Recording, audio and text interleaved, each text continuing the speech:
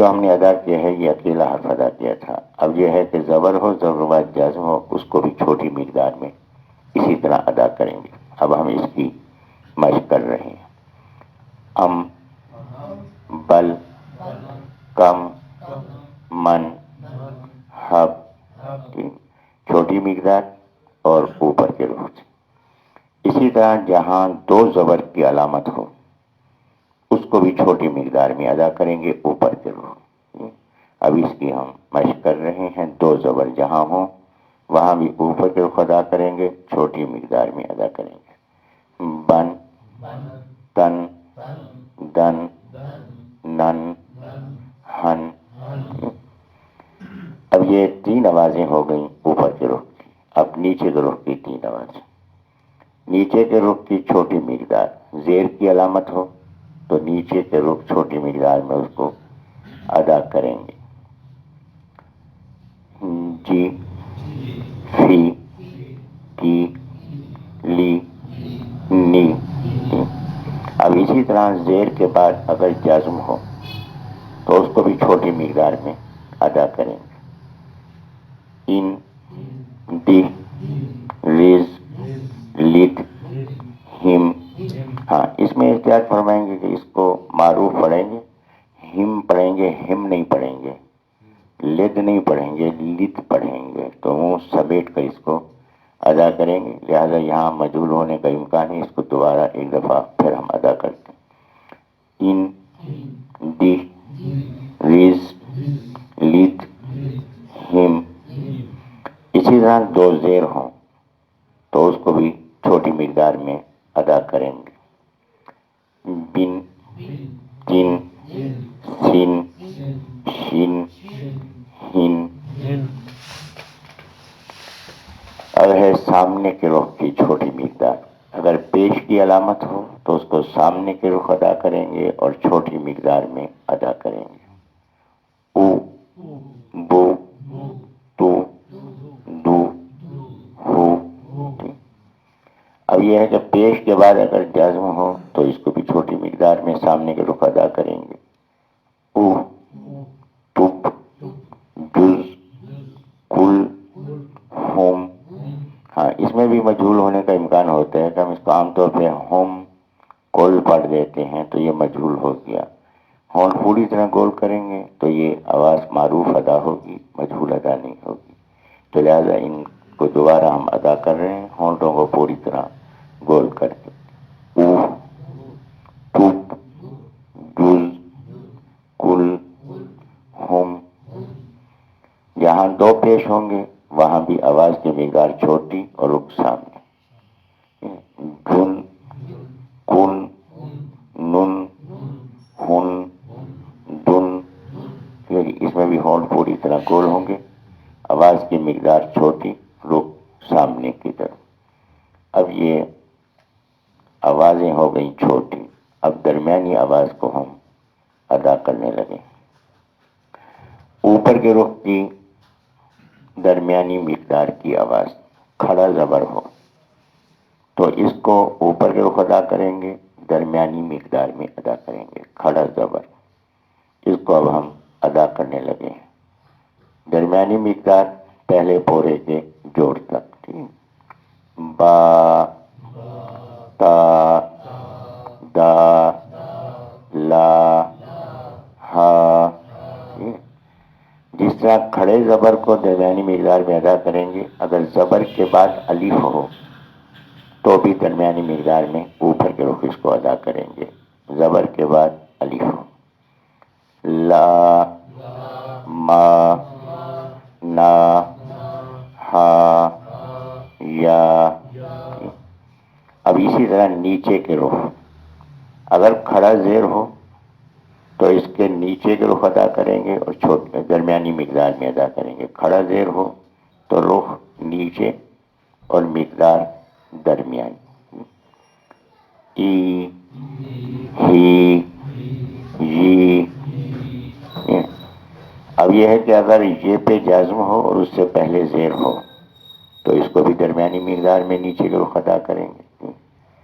ای، be, فی، لی. سامنے کے رخ کی درمیانی مقدار. اگر الٹا پیش ہو تو اس کو سامنے کا رخ ادا کریں گے اور درمیانی مقدار میں ادا کریں گے. او وہ ہو. قرآن مجید میں سے یہ 3 حرف ہیں جس پہ الٹا پیش آئے گا.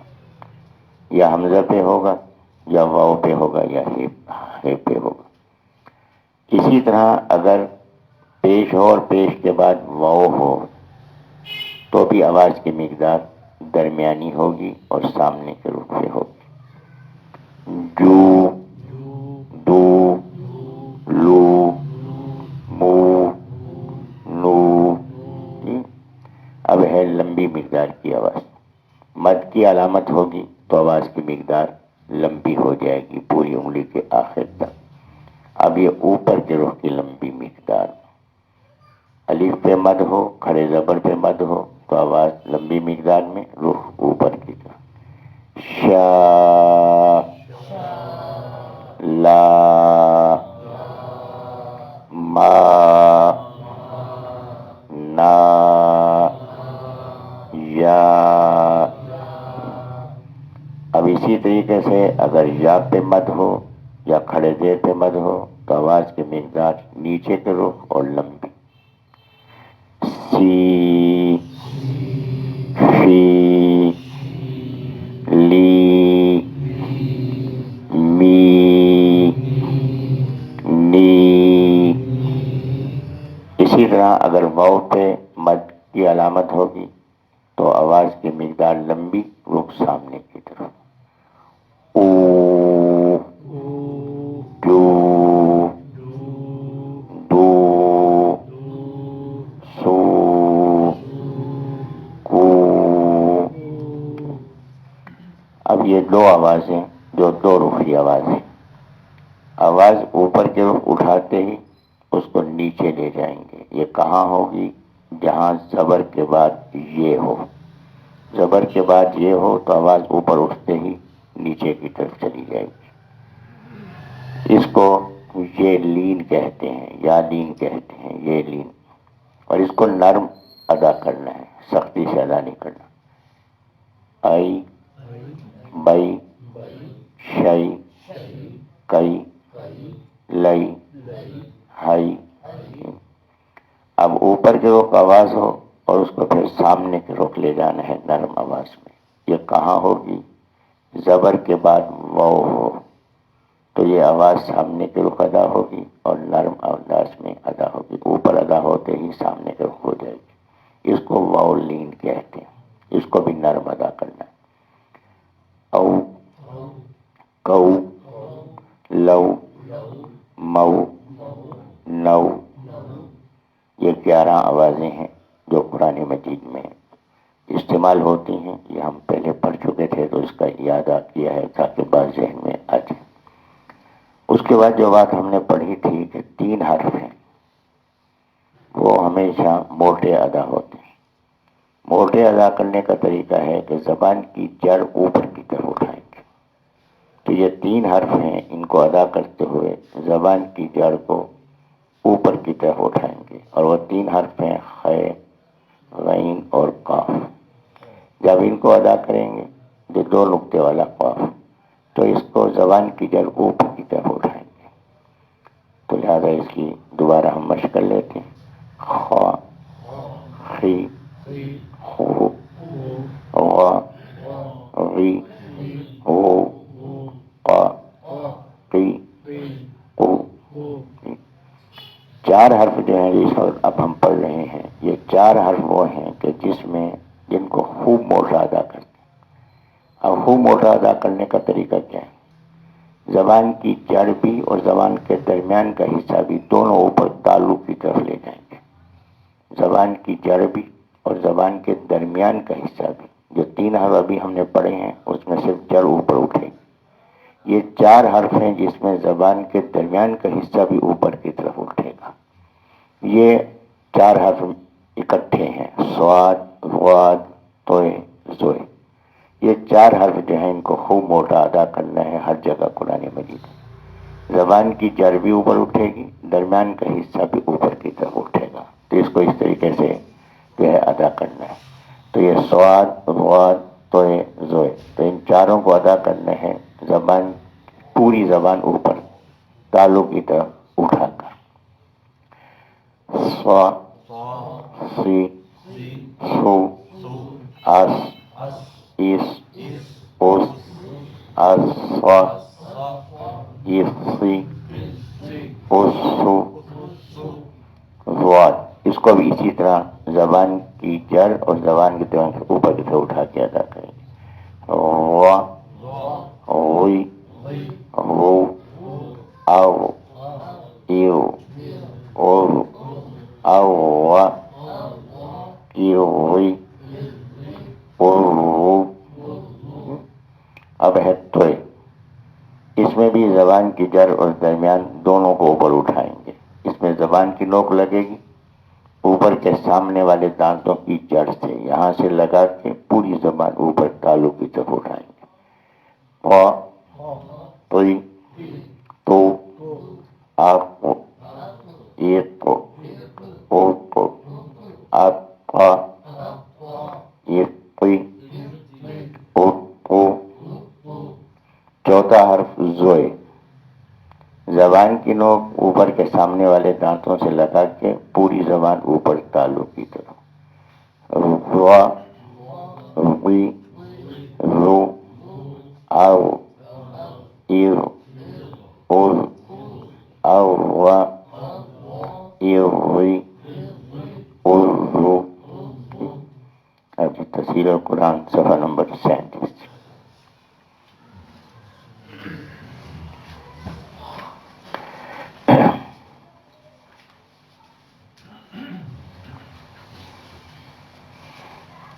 اس سے پہلے ہم نے الف مدہ پڑھا تھا کہ درمیانی مقدار میں الف کو ادا کرنا ہے. تو اس وقت ہم پڑھ رہے ہیں یا مدہ، کہ یا کو یا مدہ کہتے ہیں اس یا کو جس پر جزم ہو اور اس سے پہلے زیر ہو. یا پہ جزم ہو اور اس سے پہلے زیر ہو اس کو یا مدہ کہتے ہیں، اور اس کو درمیانی مقدار میں ادا کرنا ہے اور نیچے کے رخ ادا کرنا ہے. یا مدہ وہ یا جس پر جزم ہو اور اس سے پہلے زیر ہو. کون سی مقدار میں ادا کریں گے؟ درمیانی مقدار میں ادا کریں گے. کون سے رخ ادا کریں گے؟ نیچے کے رخ ادا کریں گے.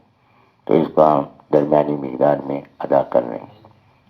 ای، بی، تی، سی، جی، ہی، خی، دی، ری، ری، زی، سی، شی، سی، وی، قی، وی، ری، غی، فی، قی، کی، لی، می، نی، وی، ہی، ای، ی. اب یہ ہے کہ اگر اکیلا زیر، صفحہ نمبر 38، اگر اکیلا زیر ہو تو مقدار چھوٹی، اور اگر یہ ہو اس کے بعد تو مقدار درمیانی. یہ اب فرق ہے جس کو ہم اس وقت ادا کرنے لگے. تو جہاں زیر ہے تو وہاں مقدار چھوٹی، اور جہاں یہ ہے وہاں مقدار درمیانی. ای، ای، ہی، ہی، ای، ای، ہی، ہی، غی، غی، خی، خی، قی، قی، کی، کی، جی، جی، شی، شی، ی، ی. اب یہ ہے کہ اگر یہ پہ جزم ہو اور اس سے پہلے زبر ہو تو اس کو یا لین کہتے ہیں، اور یہ پہ جزم ہو اس سے پہلے زیر ہو تو اس کو یا مدہ کہتے ہیں. تو یا لین چھوٹی مقدار میں اور یا مدہ درمیانی مقدار میں.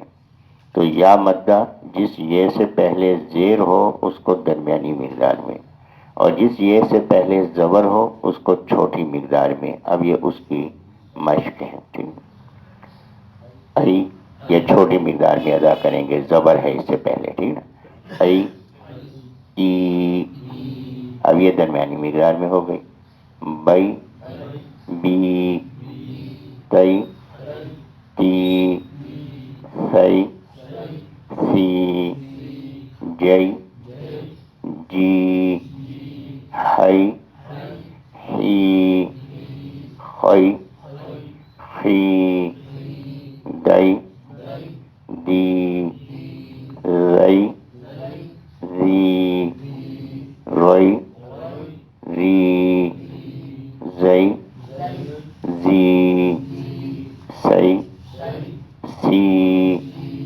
شئی شی سوئی سی وئی غی قئی قی غئی غی عئی عی غئی غی فئی فی قئی قی کئی کی لئی لی مئی می نئی نی وئی وی ہئی ہی ائی ای یئی یی۔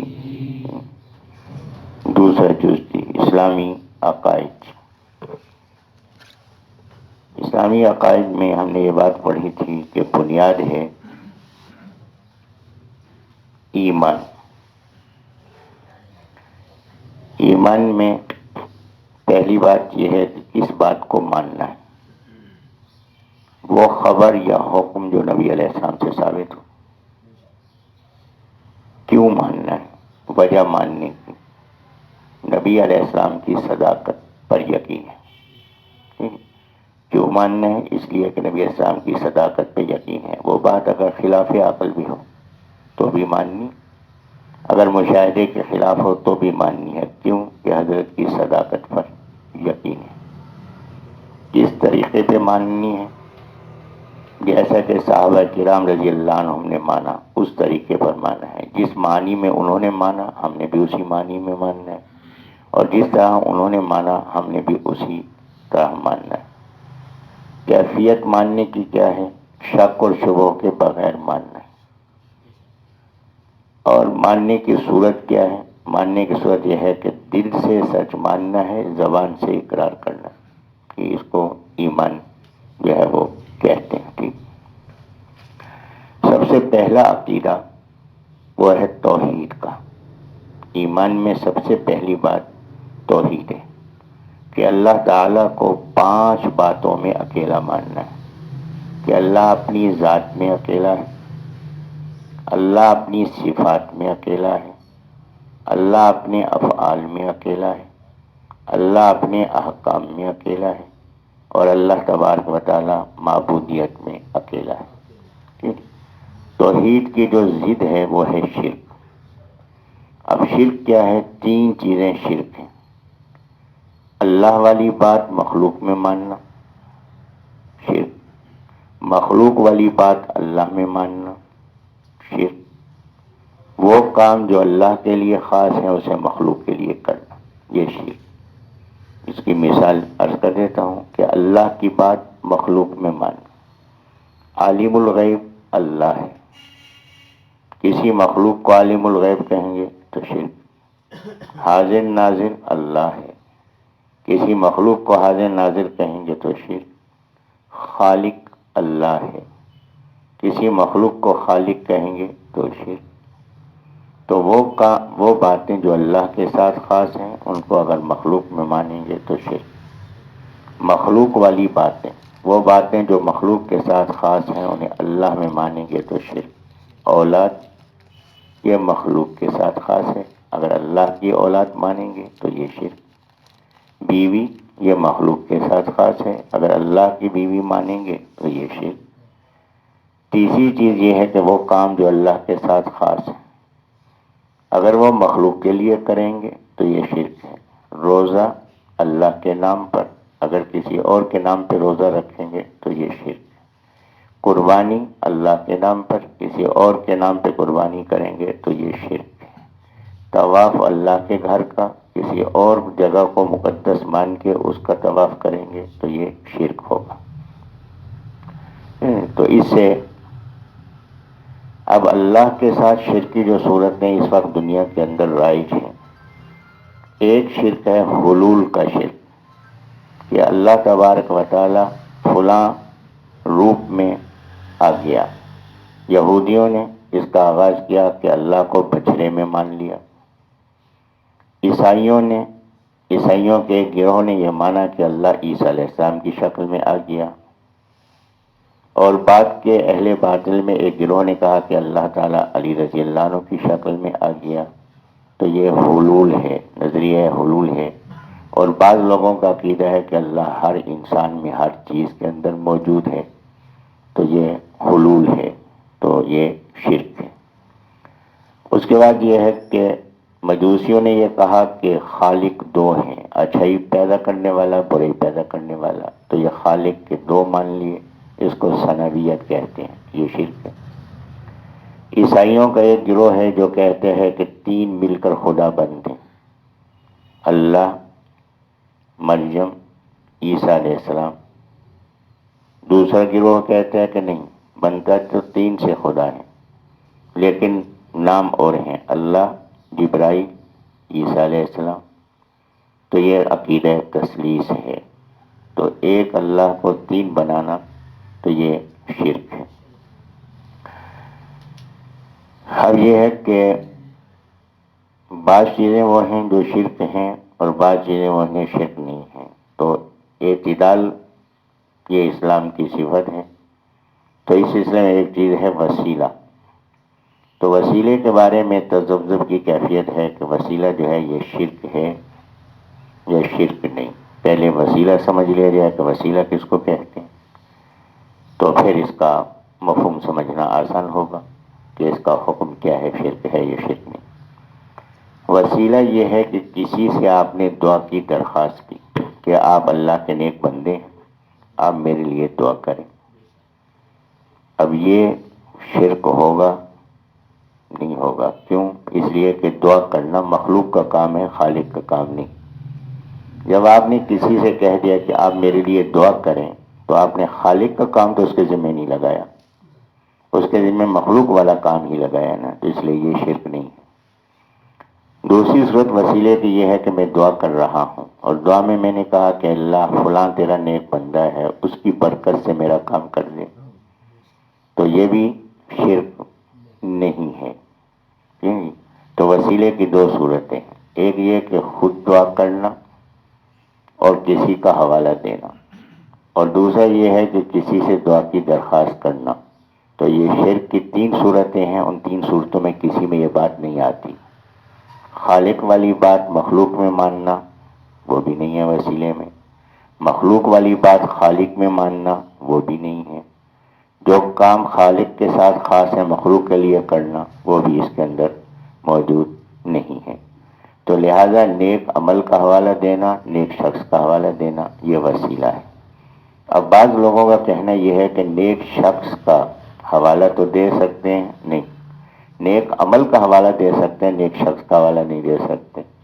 تو اگر نیک عمل کا حوالہ دے سکتے ہیں تو نیک شخص تو نیکیوں کا مجموعہ ہے، تو اگر ایک نیکی کا حوالہ دے سکتے ہیں تو مجموعے کا حوالہ کیوں نہیں دے سکتے؟ تو لہٰذا اگر نیک عمل کا حوالہ دینا شرک نہیں تو نیک شخص کا حوالہ دینا بھی شرک نہیں ہو سکتا۔ پھر یہ ہے کہ جب میں حوالہ دے رہا ہوں کسی نیک شخص کا یا نیکی کا، تو یہ میں حوالہ کیوں دے رہا ہوں؟ اس لیے دے رہا ہوں کہ اللہ تبارک و تعالی نیکی کو پسند کرتا ہے۔ نماز پڑھی، میں کہتا ہوں اللہ اس نماز کی برکت سے میرا کام آسان فرما دے، اللہ نماز کو پسند کرتا ہے۔ میں کہتا ہوں اللہ تیرا فلاں نیک بندہ ہے، اس کی برکت سے میرا کام کر دے، تو اللہ نیک بندے سے محبت کو پسند کرتا ہے، تو یہ تو میں اللہ ہی کی رضا کو دیکھ رہا ہوں، تو اس لیے اس کے اندر شرک نہیں بلکہ اللہ کو راضی کرنا ہے. جو اللہ کو راضی کرنا ہو وہ کام شرک نہیں ہو سکتا. اور اس میں حضرت عمر رضی اللہ عنہ کی مثال ہمارے سامنے ہے کہ بارش نہیں ہوئی تو انہوں نے حضرت عباس رضی اللہ عنہ کو بلایا اور دعا کی، اللہم انا نتوسل الیک بامی نبینا، کہ اے اللہ کہ ہم تجھ سے اپنے نبی صلی اللہ علیہ وسلم کے چچا کے وسیلے سے دعا کرتے ہیں ہمیں بارش عطا فرما. حضرت عمر رضی اللہ عنہ تو شرک نہیں کر سکتے، صحابہ نے ہم بھی شرک نہیں کر سکتے، تو معلوم اگر یہ شرک ہوتا تو حضرت اس کو اختیار نہ فرماتے. یہاں پہ ایک اعتراض ہے. اعتراض یہ ہے کہ حضرت عمر رضی اللہ عنہ نے عباس رضی اللہ عنہ کا حوالہ اس لیے دیا، نبی علیہ السلام دنیا سے جا چکے تھے، تو جو دنیا سے چلا جائے اس کا حوالہ نہیں دینا چاہیے، جو موجود ہو اس کا حوالہ دینا چاہیے. عقلی طور پر بھی یہ بات جو ہے یہ اعتراض درست نہیں. کیوں کہ جو آدمی دنیا میں موجود ہے کیا اس کے بارے میں یہ دعویٰ ہو سکتا ہے کہ نیکی کی حالت میں دنیا سے جائے گا؟ کل کا تو پتہ نہیں. لیکن جو آدمی دنیا سے چلا گیا نیکی کی حالت میں، کیا اس کے بارے میں ممکن ہے کہ نیکی اس سے چھوٹ جائے؟ جس کا خاتمہ ایمان پر نیکی میں ہو گیا تو اب اس کے اندر تبدیلی نہیں ہو سکتی. لیکن جو دنیا کے اندر موجود ہے اس کے بارے میں تو امکان ہے. اگر امکان والے کا حوالہ دیا جا سکتا ہے تو یقین والے کا حوالہ کیوں نہیں دیا جا سکتا؟ کہ جو دنیا سے گیا ہے نیکی کی حالت میں اس کا حوالہ کیوں نہیں دیا جا سکتا؟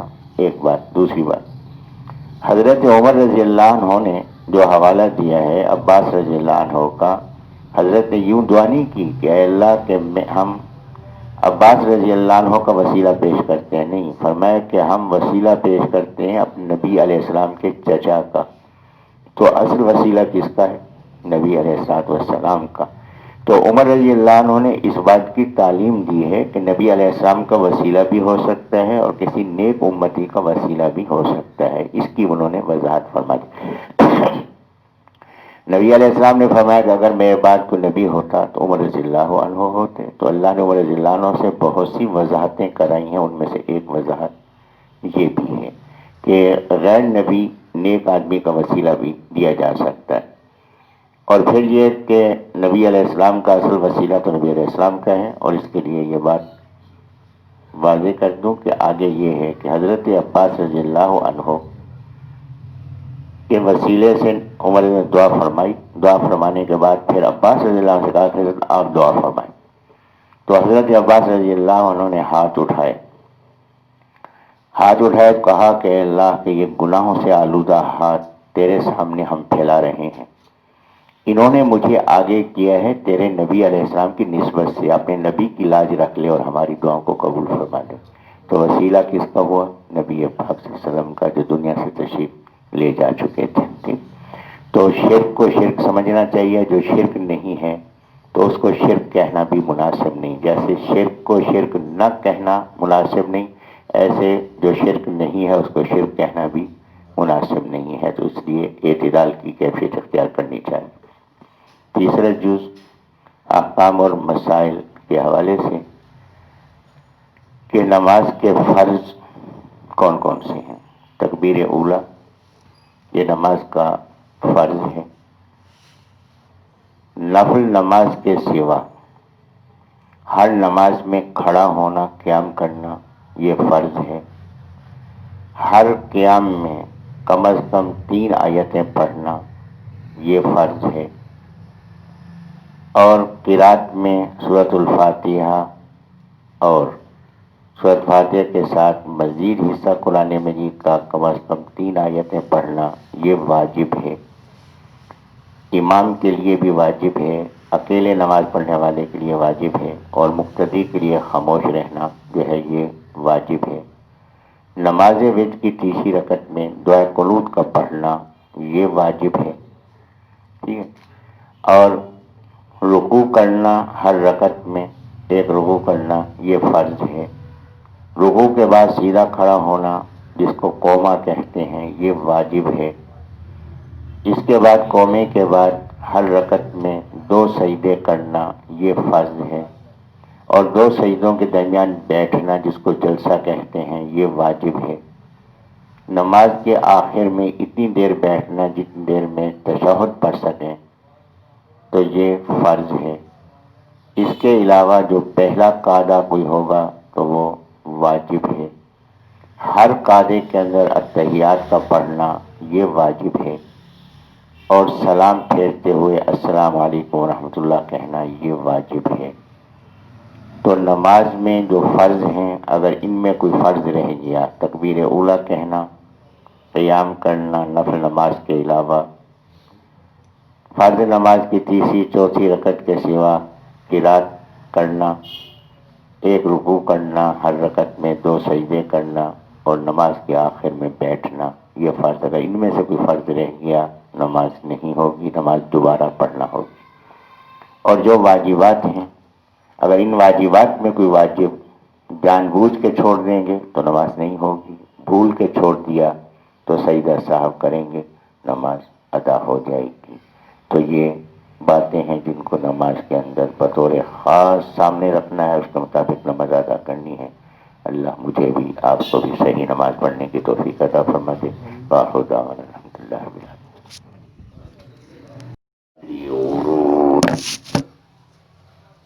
أَمَّنْ هَذَا الَّذِي يَرْزُقُكُمْ إِنْ أَمْسَكَ رِزْقَهُ بَل لَّجُّوا فِي عُتُوٍّ وَنُفُورٍ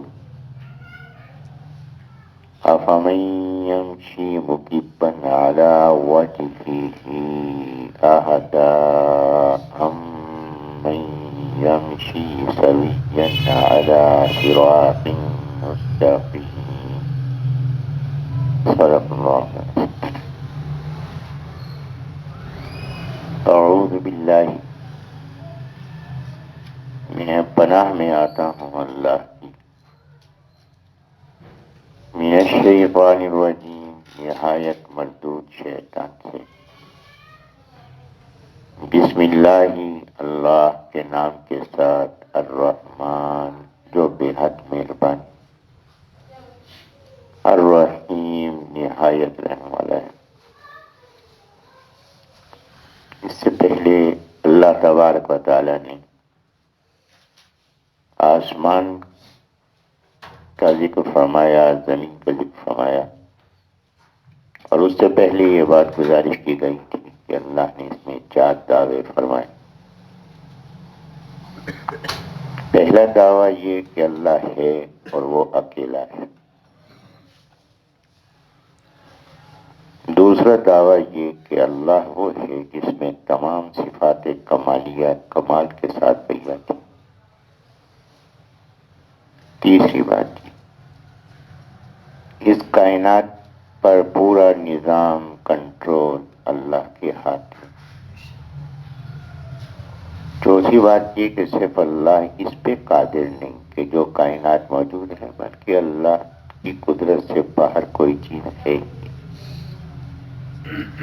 اس کے بعد اللہ تبارک و تعالی نے متوجہ فرمایا دلیل کے طور پر زندگی اور موت کے نظام کی طرف، اور پھر اللہ تبارک و تعالی نے متوجہ فرمایا آسمان کی طرف۔ توحید کے ساتھ پھر اللہ تعالی نے فکر آخرت کی طرف متوجہ فرمایا، اور اس کے بعد اللہ تبارک و تعالی نے یہ بات بیان فرمائی کہ اللہ آخرت کے عذاب پر تو قادر ہے، اللہ دنیا میں بھی عذاب دینے پر قادر ہے۔ فرمایا کہ اللہ تبارک و تعالی نے تمہیں یہ زمین کی نعمت عطا فرمائی جس پہ تم چل پھر رہے ہو، اللہ تمہیں اس زمین میں بھی دھنسا سکتا ہے، اور اللہ آسمان سے بھی تم پہ عذاب نازل فرما سکتا ہے۔ اب اللہ تعالیٰ نے یہاں متوجہ فرمایا تو یہ ہمارا صرف دعویٰ نہیں ہے بلکہ ایسا ہو چکا ہے۔ وَلَقَدْ اور یقیناً کذب الذین جھٹلایا ان لوگوں نے جو من قبلہم ان سے پہلے تھے۔ اب یہاں ایک بات بھی اسلوب کے لحاظ سے، انداز بیان کے لحاظ سے قابل غور ہے۔ اس سے پہلے آپ دیکھیں کہ اللہ تعالیٰ نے فرمایا کہ اللہ وہ ہے جس نے تمہارے لیے زمین بنائی. آمین تم، کیا تم بے خوف ہو گئے اس ذات سے جو آسمان میں ہے اور تمہیں زمین میں وہ دھنسا سکتا ہے؟ کیا تم بے خوف ہو گئے اس ذات سے کہ جو تم پر آندھی بھیج سکتا ہے پتھروں کی؟ تم جانو گے، لیکن یہاں دیکھیں تم سے وہ ہو گئے کہ وہ لوگ جو نافرمانی کرنے والے ہیں، اللہ نے تم سے وہ فرما دیا کہ وہ قابل توجہ ہی نہیں، کہ خطاب کے قابل ہی. تو یہاں فرمایا وَلَقَدْ كَذَّبَ الَّذِينَ، یہ نہیں کہا کہ تم نے جھٹلایا. وَلَقَدْ كَذَّبَ الَّذِينَ من قبلہم، فرمایا من قبلکم نہیں فرمایا کہ تم، خطاب نہیں فرمایا. اب ذکر ان کا ہو کہ فرمایا کہ وہ لوگ جنہوں نے جھٹلایا من قبلہم، ان سے پہلے. تو یہ جیسے انداز آ رہا تھا تو یہاں ہونا چاہیے تھا من قبلکم، کہ جن لوگوں نے جھٹلایا تم سے پہلے. نہیں، اللہ نے یہاں انداز بدلا کہ جو کافر ہوں وہ اس قابل ہی نہیں کہ ان سے گفتگو کی جائے، توجہ کی جائے. فرمایا کہ یقیناً جھٹلایا ان لوگوں نے جو ان سے پہلے تھے. فَكَيْفَ كَانَ، پس کیسے ہوئی نکیر میری گرفت، کہ حضرت نوح علیہ نبیین علیہ السلام کی قوم پانی میں غرق ہوئی، حضرت ہود علیہ السلام کی قوم عاد کہ اللہ نے ہوا سے ان کو تباہ و برباد کیا. فرمایا کہ پہلی قوموں کو دیکھو کہ ہم نے ان کو کس کس طرح سے عذابوں میں مبتلا کیا ہے. فرمایا کہ پھر اللہ کی قدرت کی طرف توجہ کرو. آسمان کی طرف متوجہ کیا، زمین کی طرف متوجہ کیا، اب آسمان اور زمین کے درمیان کی طرف متوجہ فرما رہے ہیں. اولم یرو، کیا انہوں نے نہیں دیکھا، الی الطیر، پرندوں کی طرف، فوقہم، اپنے اوپر، صافات، صفیں باندھے ہوئے، پر کھولے ہوئے، وَيَقْبِضْنَ، اور وہ سمیٹتے ہیں، پر کھولتے ہیں، پروں کو سمیٹتے ہیں. کہ آپ نے دیکھا ہوگا پرندہ اٹھتا ہے، اٹھتے اٹھتے اپنے پر سمیٹتا ہے پھر کھولتا ہے. فرمایا کہ یہ پروں کو کھولتے ہوئے اور پروں کو سمیٹتے ہوئے انہوں نے نہیں دیکھا. ما یمسکہن، نہیں ہے ان کو تھامنے والا، الا الرحمن، رحمان کے سوا. ضابطہ کیا ہے؟ ضابطہ یہ ہے کہ وزن دار چیز نیچے کو گرتی ہے. زمین کے اندر کشش موجود ہے جس کو قوت جاذبہ کہتے ہیں، کہ ہر چیز جو فضا میں ہو زمین اپنی طرف اس کو کھینچ لیتی. آپ اوپر کھڑے ہیں، اوپر کھڑے ہوئے کوئی چیز آپ چھوڑیں، یہ چیز زمین کی طرف آئے گی، یہ زمین کی کشش.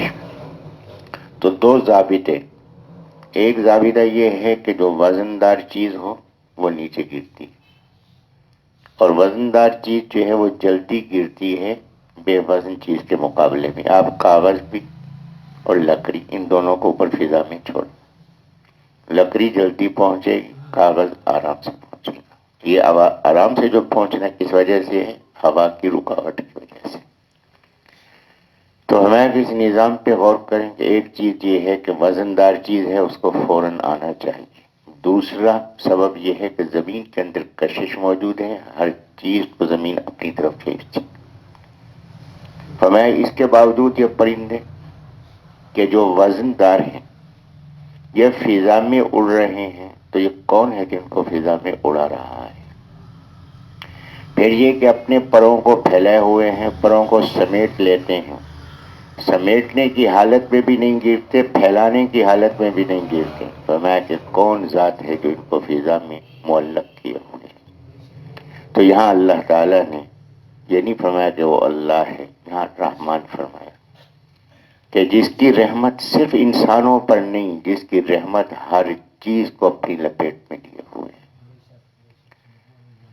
تو فرمایا کہ انہ بکل شیء بصیر، یقیناً وہ ہر چیز کو نہایت دیکھنے والا ہے، صرف پرندوں کو نہیں دیکھ رہا بلکہ ہر چیز اس کے سامنے ہے، اور ہر چیز کی ضروریات کو دیکھ رہا ہے، ہر ایک کی ضروریات کو پورا فرما رہا ہے۔ امن ھذا الذی، ام کیا، من ھذا الذی، کون ہے ایسا،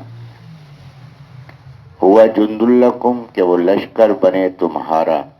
اب یہاں اللہ نے پھر براہ راست خطاب فرمایا، براہ راست خطاب فرمایا، یہ تنبیہ کے لیے ہے کہ تم توجہ سے سنو اس بات کو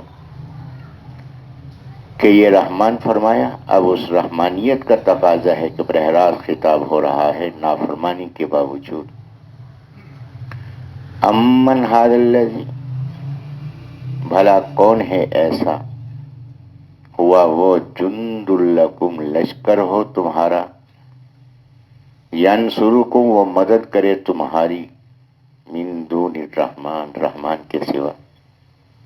کہ تم دیکھو کہ کوئی ایسا ہے کہ جو تمہیں اللہ کے عذاب سے بچا سکے یا دنیا کے معاملات میں تمہاری مدد کر سکے۔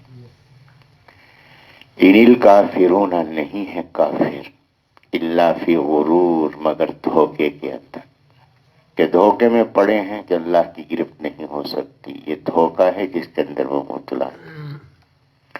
ایک لفظ قرآن مجید میں استعمال ہوا ہے غرور، غین کے پیش کے ساتھ، ایک لفظ استعمال ہوا ہے غرور، غین کے زبر کے ساتھ، پر یہ ایک فرق ذہن میں رکھیں گے۔ اگر غرور غین کے پیش کے ساتھ ہو تو اس کے معنی ہے دھوکہ، اور اگر غرور غین کے زبر کے ساتھ ہو اس کے معنی ہے بہت دھوکہ دینے والا۔ تو جہاں غرور کا لفظ استعمال ہوگا وہ لفظ شیطان کے لیے استعمال ہوا ہے کہ بہت دھوکہ دینے والا، اور جہاں غین کے پیش کے ساتھ استعمال ہو تو اس کے معنی دھوکے کے۔ فرمایا کہ امن ھذا الذی، بھلا کون ہے ایسا، یرزقکم، جو رزق دے تمہیں، ان امسکا، اگر روک دے وہ رزق ہو، اپنے رزق کو، کہ اللہ رزق روک دے تمہیں رزق کون دے؟ کہ اسباب رزق، بارش، پانی، یہ بارش کس کی طرف سے، یہ پانی کس کا پیدا کیا ہوا ہے؟ اللہ کا۔ اگر وہ اس پانی کو روک دے، بارش روک دے، قحط کی کیفیت پیدا ہو جائے۔ پھر یہ کہ یہ پانی جب اوپر سے آتا ہے تو زمین اس کو جذب کرتی ہے، زمین میں جذب کی قوت کس نے پیدا کی؟ اس نے۔ فرمایا کہ اس کے بعد جو فصل ہے اس کے اندر بڑھنے کی صفت کس نے پیدا کی؟ اللہ نے۔ فرمایا کہ اگر اللہ تبارک و تعالیٰ ان اسباب کو روک دے، کون ہے جو تمہیں رزق دے گا؟ قحط کی کیفیت میں تم مبتلا ہو جاؤ گے۔ فرمایا کہ اتنی بڑی حقیقت میں بھی تم نے توجہ نہیں کی، بلجو، فرمایا کہ بلجو، پھر خطاب غیب کی طرف ہو گیا، بلجو، بلکہ وہ اڑ گئے، جم گئے، کس بات پر؟ فی عتوین، سرکشی میں،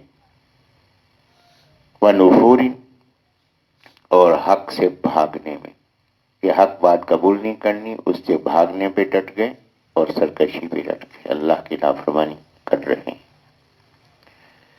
فرمایا کہ افمن یمشی مکبا،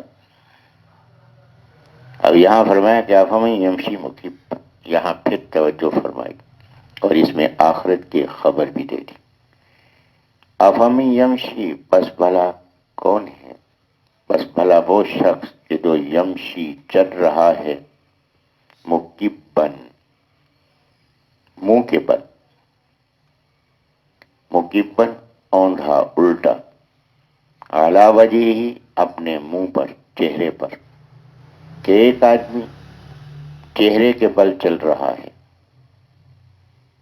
اہدیٰ، زیادہ ہدایت والا ہے، امن یمشی، یا وہ شخص کہ جو چل رہا ہے، سویاً، سیدھا، اعلیٰ صراط مستقیم، سیدھے راستے پر۔ فرمایا کہ اپنی عقل کا استعمال کر کے دیکھو کہ جو منہ کے بل گھسیٹا جا رہا ہے وہ صحیح راستے پر ہے، یا وہ صحیح راستے پر ہے کہ جو سیدھا چل رہا ہے، پاؤں کے بل چل رہا ہے، دونوں میں سے کون ہے جو صحیح راستے پر؟ فرمایا کہ تمہاری عقل ہی فیصلہ کرے گی کہ وہی صحیح راستے پر ہے کہ جو سیدھا چل رہا ہے۔ اب یہاں اللہ نے فرق بیان فرمایا ہے ایمان والے میں اور کافر میں، کہ ایمان والا وہ ہے جو سیدھا چل رہا ہے اور کافر وہ ہے کہ جو منہ کے بل گرا ہوا چل رہا ہے۔ فرمایا کہ دونوں میں سے کون ہدایت والا ہو سکتا ہے؟ صراط مستقیم کس کو کہتے ہیں؟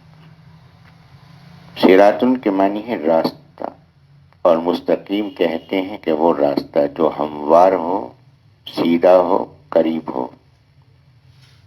راستہ ہے ٹیڑھا ہے، قریب کا ہو سکتا ہے، سیدھا راستہ ہے دور کا ہو سکتا ہے۔ اس لیے عقل والوں نے کہا کہ سیدھے راستے پہ چلو چاہے راستہ زیادہ لمبا ہی کیوں نہ ہو، لیکن یہاں فرمایا کہ یہ صراط مستقیم، صراط مستقیم وہ راستہ ہے جو ہموار بھی ہے، سیدھا بھی ہے، قریب بھی ہے۔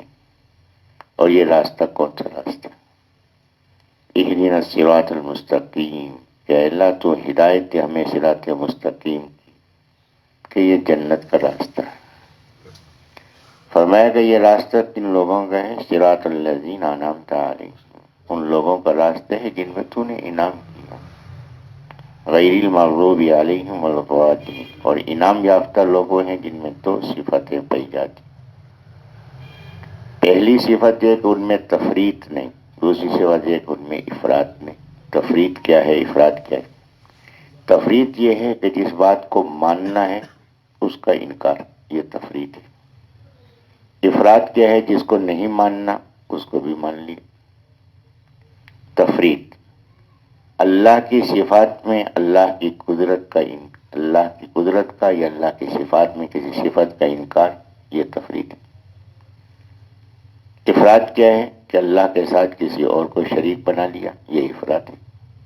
تو فرمایا تفریط اور افراط دونوں سے بچنا، اعتدال کا راستہ اختیار کرنا، یہ اللہ کے انعام یافتہ لوگوں کی علامت ہے، اور یہ چل رہے ہیں جس پر صراط مستقیم پر۔ تو فرمایا کہ یہ صراط مستقیم پر چلنے والا، سیدھا چلنے والا اور منہ کے بل گھسیٹ کے جانے والا، فرمایا دونوں میں سے کون ہدایت پر ہوگا؟ اب یہاں ایک اور بات بھی قابل غور ہے عقلی لحاظ سے، کہ اللہ نے فرمایا کہ یہاں یہ نہیں فرمایا کہ ان دونوں میں سے ہدایت یافتہ کون ہے، فرمایا اہدا بالفرض۔ اگر تم یہ کہتے ہو کہ جو منہ کے بل گھسیٹا جا رہا ہے وہ بھی راستے ہی پر چل رہا ہے، ہو سکتا ہے صحیح راستے پہ جا رہا ہو، تو یہاں اللہ نے بات فرمائی کہ چلو تمہاری بات مان لی جائے کہ وہ بھی صحیح راستے پر جا رہا ہے، لیکن منہ کے بل گھسٹ کے جانا بہتر ہے یا سیدھا پاؤں کے بل چل کے جانا بہتر ہے؟ فرمایا کہ اسی پہ غور فرما لو۔ اور یہ کیفیت ظاہر ہوگی کہاں؟ آخرت کے اندر، قیامت کے دن، کہ دنیا کے اندر بہت سی باتیں ایسی ہیں کہ جو مکمل کیفیت میں ظاہر ہوں گی قیامت کے دن۔ قیامت کے دن فرمایا کہ انسان تین قسم کے ہوں گے۔ ایک گروہ وہ ہوگا جو سوار ہوگا، ایک گروہ وہ ہوگا جو پیدل ہوگا، ایک گروہ وہ ہوگا جو منہ کے بل ہوگا۔ سوار کون ہوگا؟ فرمایا کہ جب انسان کھڑے ہوں گے قیامت کے دن، ایک حسین و جمیل شکل انسان کے پاس آئے گی، کہے گی کہ مجھے پہچانا کہ میں کون ہوں؟ کہا میں نے نہیں پہچانا۔ فرمایا کہ میں تیرا نیک عمل ہوں کہ تو دنیا کے اندر مجھے اٹھا کے چلتا تھا، میری فکر میں رہتا تھا کہ یہ نیکی کر لوں، یہ نیکی کر لوں، یہ نیکی کر لوں۔ آج میں تجھے اٹھا کے جنت کی طرف لے جاؤں گا۔ تو اس کو اٹھائے گا اور جنت کی طرف چلے گا۔ یہ ہیں وہ لوگ جو سوار ہو کے جائیں گے۔ وہ لوگ ہوں گے جو پیدل جائیں گے، جن کی نیکیاں محدود ہوں گی تو پیدل چل رہے ہوں گے۔ تیسرا گروہ ان لوگوں کا ہوگا جو منہ کے بل گھسیٹے جا رہے ہوں گے، کس طرف؟ جہنم کی طرف۔ کہ یہ ہے وہ جہنم جس کا تم انکار کرتے تھے. اب جب حضرت نے یہ بات فرمائی تو ایک سوال کیا گیا، عرض کیا گیا کہ حضرت یہ منہ کے بل بھی چلا جا سکتا ہے؟ پاؤں کے بل تو چلتے ہیں، کیا منہ کے بل بھی چلا جا سکتے ہیں؟ حضرت نے فرمایا کہ جو اللہ پاؤں پہ چلانے پہ قادر ہے وہ منہ کے بل چلانے پہ بھی قادر ہے. تو اس وقت کیفیت یہ ہو جائے گی کہ یہ منہ کی کیفیت قدموں کی سی ہو جائے گی، تو انسان اس پہ گھسٹ کے چل رہا ہوگا، گھسیٹنے والوں کے گھسیٹنے کی ضرورت بھی نہیں ہوگی، خود بخود گھسٹتا ہوا چلا جا رہا ہو. تو میں کہ ان دونوں میں کون بہتر ہے؟ یقیناً صاحب عقل یہی کہے گا کہ پاؤں پہ چلنے والا بہتر ہے. تو پاؤں پہ چلنے والے وہ ہیں جو ایمان والے ہیں، اور گھسٹ کے چلنے والے وہ ہیں کہ جو انکار کرنے والے ہیں. تو انجام بھی بتا دیا اور عقل کی دعوت، عقل کو غور و فکر کی دعوت بھی دی ہے. تو اللہ مجھے بھی اور آپ کو بھی سوار ہو کر جانے والوں میں سے بنا دے. وآخر دعوانا الحمدللہ رب العالمین. الحمدللہ رب العالمین الرحمن الرحیم مالک یوم الدین